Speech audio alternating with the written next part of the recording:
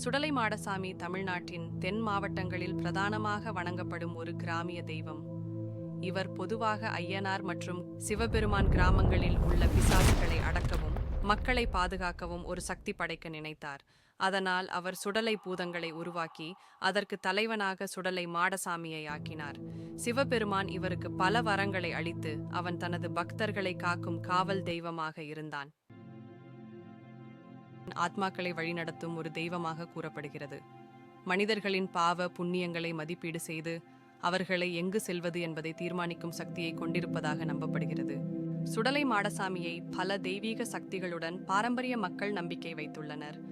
இவர் காளியின் உக்கிரம் பெற்ற சக்தி எனவும் சிவனின் நெருப்பு படையாகவும் விளங்குகிறார். ஒரு கிராமத்தில் இருந்த ஒரு பரிசுத்த ஆத்மா மக்களுக்கு நன்மை செய்ததால் இறப்பின் பின் அவர் தெய்வமாக வணங்கப்பட்டார். அவரது ஆவி கிராமத்தை பாதுகாக்கக்கூடியதாக இருந்ததால் மக்கள் அவரை சுடலை மாடசாமி என்ற பெயரில் கோவில் கட்டி வழிபட்டனர்.